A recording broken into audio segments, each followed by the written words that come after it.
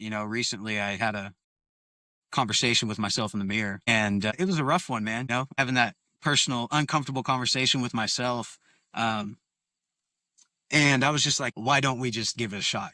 Like, why don't we just go all in? I don't know why I'm getting choked up, man. It eats at me, bro. It eats at me. What's up, everybody? Welcome to Real Men, Real Talk.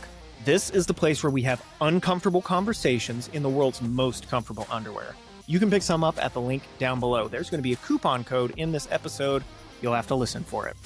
All right, so we are in the series of what does it mean to be a real man? This is the third part. So if you have missed the first two parts, we recommend you go back and start at part one because we're essentially laying the groundwork for this whole idea of what it takes to be a real man. All right.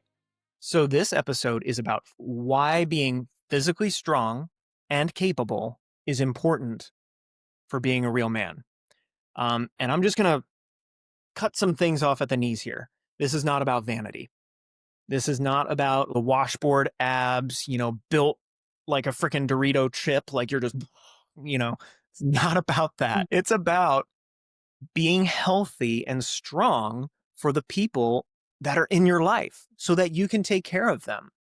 And I'm not even talking about car falls over on somebody and you got to lift it off of them. We're talking just regular everyday stuff, just general lifetime health. If you have washboard abs, God bless you. Okay. So what we are talking about is basic health. All right. So we're going to start it off with Tilghman. You had some good stories about what it's like to not be in good physical shape. Like you were in good physical shape and then you had some stuff happen and just things went south. Yeah, for sure. So got a couple of them that comes to mind. Like the biggest one was, high school football, right? So I played football from third grade all the way to my senior year in high school. Lots of years, man. Lots of workouts, lots of sprints. Gosh, it was awful. But, high school football came around in the town I grew up in.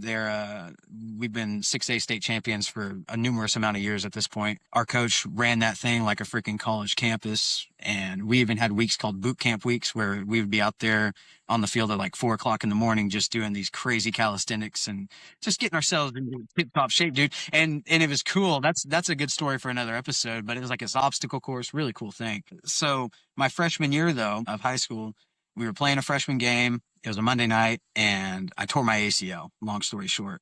And dude, when I feel like I got a gunshot wound to the knee, it was awful. Mm-hmm. And how old were you? I was 14. Oh my gosh, Terry. Yeah, dude, I was 14. So I was in good shape for 14. Mind you, I've always been a huskier guy, but I was in darn good shape for a 14-year-old self of me, And with an ACL, it's usually within 6 to 9 months, you're fully recovered. Thank God I was only in that 6-month time frame. I've recovered pretty quick for my situation. But during those 6 months of downtime, there's a lot of get well cookies. There's a lot of get well brownies, a lot of snacks, a lot of Nintendo DS, a lot of Xbox, you name it, man. And I got lazy. Of course, what am I going to do? I can't go on a walk. So I think I weighed before I got hurt. I think I was like right at the 200-pound mark. And within 6 months, I'd packed on almost 100 pounds. So it was, man. And dude, I got stretch marks. It's bad. It's bad. So, and I'm 5'9", so that's a big stature. That's a big bodied, brute looking dude. So I got really out of shape. And I remember getting fully released after going through physical therapy and all that. And my very first day back on the field, man, we were doing warm-ups, and within like the first 2 minutes of warming up, I was like, just gassed, man. I just like everything. My lungs were screaming. My legs were aching. I was like trembling at the hands. I was like, I don't know if I can do this, man. Of course, over time, my body adapted. I started getting better in shape, and I ended up shedding off like 60 pounds. So I was like 225, 230. And honestly, when I look back at it now, that helped me out in the long run because I was a shorter guy and I played on the offensive line and the D line. So I didn't have the height on me, but thanks to gaining that weight and then dropping and then keeping like 20 pounds of it and then turning it into muscle mass, it actually helped me play better. Okay. So I look at it as a positive, but that 6 months and then getting back into shape was awful. Right. And with physical fitness though, man, it's a roller coaster. You're going to go through ups and downs. So since then I've been in really good shape. I've been in really bad shape.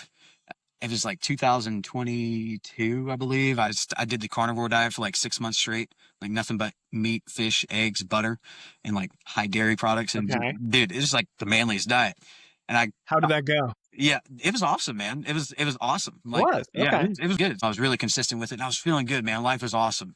And Uh-huh. real life hits sometimes. Nothing bad happened. We ended up moving actually, and that's kind of what happened. So the move is what kind of made things go a little haywire. And so I quit working out so consistently. The diet kind of went south. And so it's just kind of like I do really extremes, Chris. Like I get really extreme. I do extremely well or I get extremely bad really quick. There's no in between for Okay. me. So my biggest thing right now today is just finding the discipline and setting the time slot aside and actually doing it. Okay, but real talk here. How has that been going? Dude, it's been awful. So sorry. It's been awful, man. It's just like, oh man, I don't know.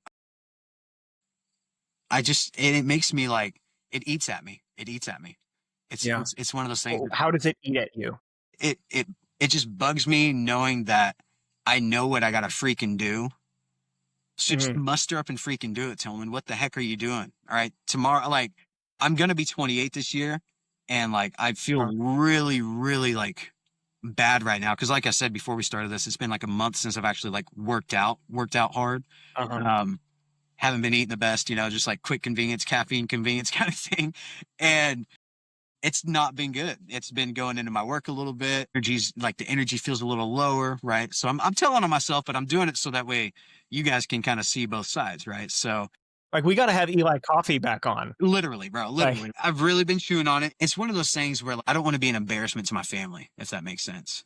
I want to be able to keep up with my son playing soccer, running around the backyard, lifting him up, throwing him in the air. I mean, he's a 4-year-old. He's getting heavier by the minute. And like right now he feels heavy. I remember like 6 months ago, he didn't feel so heavy, right? Because I was actually moving the body and just being there for them and showing them like, I want to take care of myself for you because I love you that much that I'm willing to live for you and willing to die for you. What episode was that? I think was it last week or the week before? It might've been the intro episode where we talked about that. Like just this whole idea of like, the point is not for our own selfish vanity. Like the point is it's for the people that we love and we serve. Yes. Yes. Long story short, recently I had a conversation with myself in the mirror and it was a rough one, man. Having that personal, uncomfortable conversation with myself. And I was just like, why don't we just give it a shot? Like, why don't we just go all in? I don't know why I'm getting choked up, man. It eats at me, bro. It eats at me. So yeah, I had the conversation in the mirror and it came back to like being like embarrassing the family, like I want to be there for my son, be there for my wife, take care of myself, show them like, hey, I can lead the way, but yeah, it bugs me, man. It's like, I know what life is when I'm in really good shape physically, the mental, the spiritual, everything's good. And I know what life is when you're not physically good, so it's just like, in all aspects, if you're physically fit, everything else kind of falls into place. And that's one thing I've noticed. Hey guys, thank you so much for making it this far. The code for this week's episode, it's PHYSED, PHYSED. You can head over to our website and pick yourself up some of the world's best underwear. It's like, just to zoom out a little bit, maybe it's just a guy thing. Something about moving our bodies like brings everything else into alignment.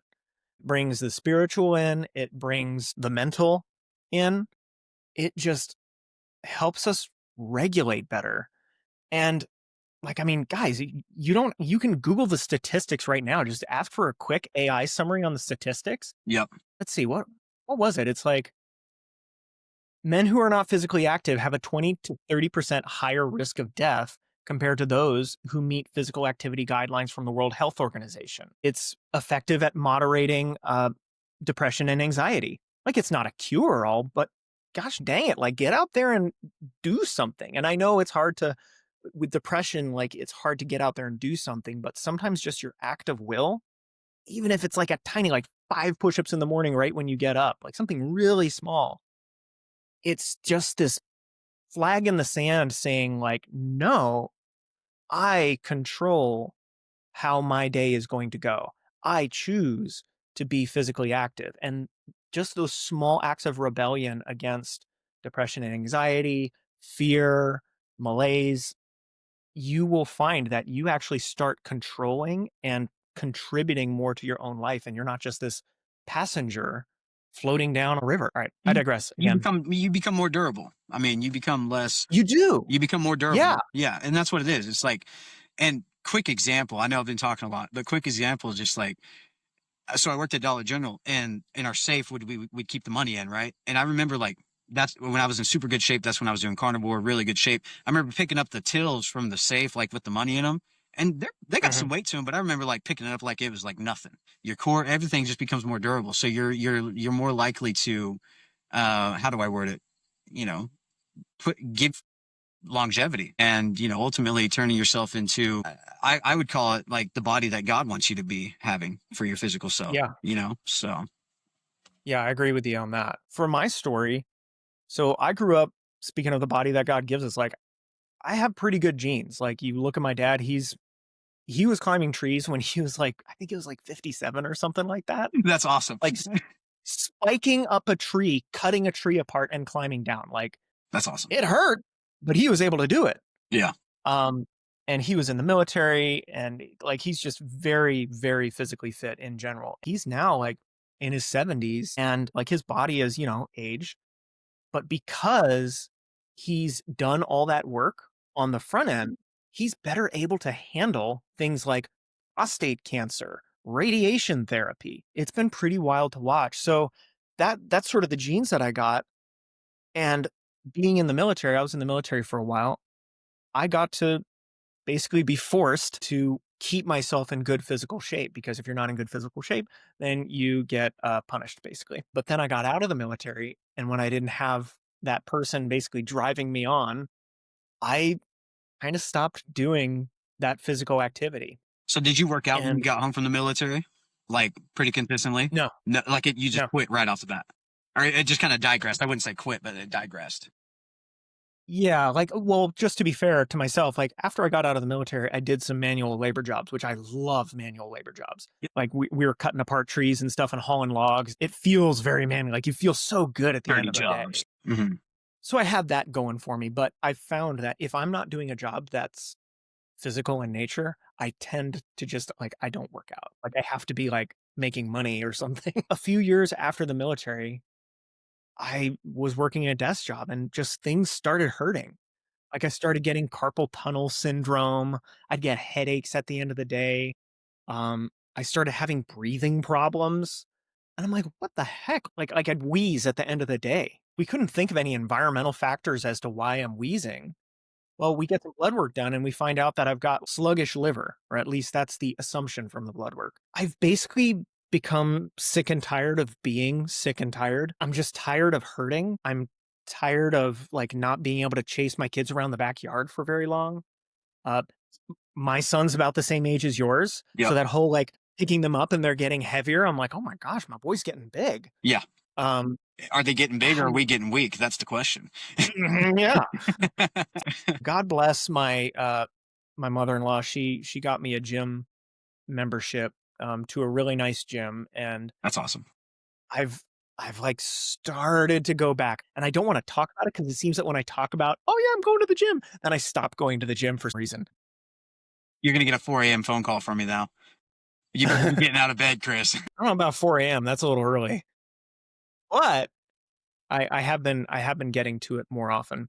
So yeah, bringing it to present day, been a father for about 10 years now. Um, Life situations hit, like when that new baby comes, you're home and you're taking care of your wife. Job situations happen, like you lose income and you can't afford a gym. You just get really busy and there's a time where you have to drive at work really hard and you're not going to the gym. Like we get that. But the takeaway that we want you guys to have is that all the decisions you're making right now are building the man that you're going to be in 10 years and in 20 years and in 30 years. And by making good decisions for your physical health now, you're going to be able to run with your kids, play with your kids, lift your kids. You're going to be able to help them when they have problems, carry heavy things. Tilghman, you had a really good way of saying it. Something about suffering. You're describing it so well. Like your story leads up to it really good, man. I always keep that thought in mind of like suffer now so that way you're not suffering later kind of thing. Yes. So it's like That right there. the workouts suck, but everything that you've been talking about, Chris, is just, it goes hand in hand, right? Because we've both seen the side of like he's suffering right now to be in shape, and we've seen the repercussions of it, and we've also suffered being the lazy kind of version, and we've seen the repercussions of that too. What kind of suffering do you want to do now so that way you can be like your dad when he's 57 climbing a tree, or you can be 57 in a wheelchair? So 2 extremes. Very extreme. But, yeah. But honestly, guys, like I think that's the takeaway. This is not about vanity. I've sort of gotten to the point in my life where because of my children and just because of the passage of time, I've realized, like my looks are going to go. Like I'm not going to be able to be washboard abs for most of my life. In fact, most of my life, I'm probably going to look like just a pretty normal guy, and that's okay. The point is that you are healthy for it, that your heart can take it, that you can breathe enough to like run with your children and have fun with them. I mean, that's where the life is, man.